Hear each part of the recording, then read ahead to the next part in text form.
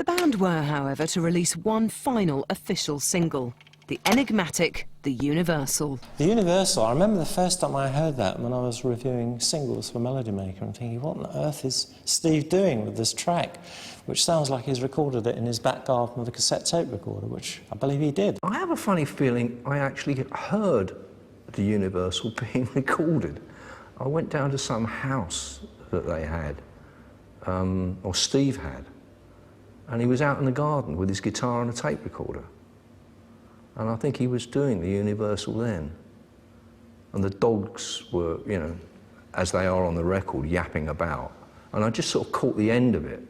I didn't know what he was doing until it sort of came out much later. The Universal was a classic piece of Marriott perversity. They just had this huge hit single. So what does he do? He gets a little tape recorder, sits in his garden, dog barking in the background, and takes it to the rest of the band and says, "Here, I think we've got a next single."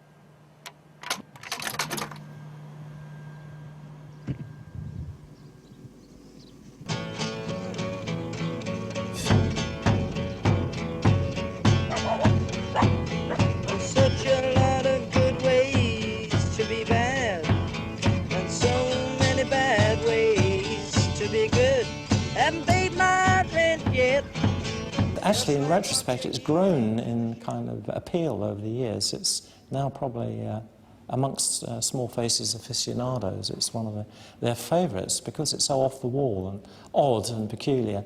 And it has this lugubrious kind of trombone solo in it and a clarinet as well, which all forms part of Steve's little ditty about who he is and where he is and his role in the universe. The second part of the song was actually played in the studio. And the guitar part, and it's almost a rockabilly style chordal part. And it shouldn't fit together, but it does, and it works really well.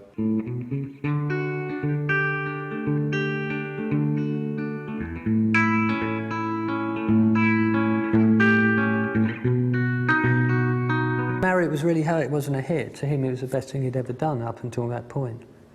And he still was kind of harping on about that in later life, you know. And it's just weird that you would think that, that he would think it was such a great hit single, that it should have been massive, where, you know, it's more like a B-side than anything. But this is where he was at, you know, to record in the garden, you know, his wife coming home with the shopping, the dogs barking, you know. And that's where he was at, you know, this is what I've come up with, right, get it out, this is where I'm at musically, you know, not, you know, is it well structured, has he got a riff, has he got a chorus, has he got, this was just in going, this is where I'm at, you know. And I think it's a shame that they split up at that point, because I think there was some intriguing pointers to where they could have gone with the group. But basically Marriott wanted to bring in a guy called Pete Frampton on guitar, the other band members didn't want to. They got commissioned to record and write with a French actor, a French singer called Johnny Halliday. After Ogden's had come out, they went over there in summer of '68 and recorded this, did about 3 or 4 songs with him, with Frampton. Glyn Johns, who'd gone there, said all he remembered about the sessions was them just arguing all the time. It was obviously all falling apart. Pimlico was now gone, they'd all moved into their new places. Steve and Ronnie were sharing a flat, Beehive Cottage, up in Essex. And I think they were floundering. They were really, you know, Marriott wanted to go one way, the others didn't. The inevitable happened. The crunch really came at a gig on New Year's Eve 1968 at the Alexandra Palace in London.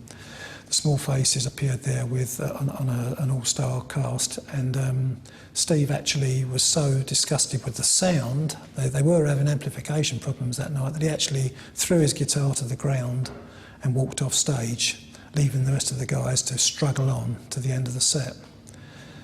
That was basically the end of the band, you know. I mean, Steve just stormed out of the building and went down the pub. Although there were posthumous singles and albums and even a reunion during the 1970s, it is the run of singles spanning the years 1965 to 1968 that still remain among the most vibrant and influential records in British pop.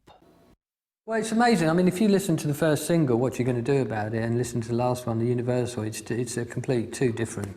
You know, it shows you what the journey has been. Hey, Steve, what you gonna do about it?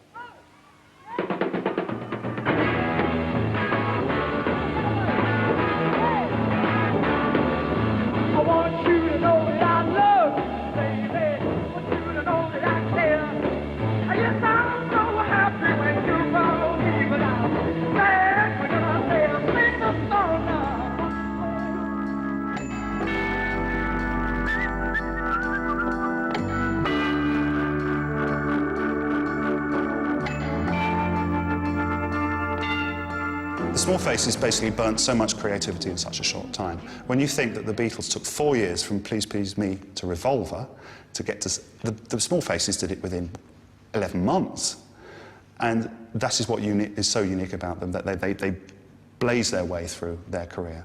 And it was only right in some way that they did burn out at the end. They compressed it all into 3 short, remarkable years. There's a great interview that Marriott did in '68 on Radio 1, 67 or 68.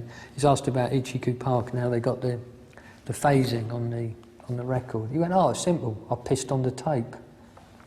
I mean, you've got to love a guy like that, haven't you?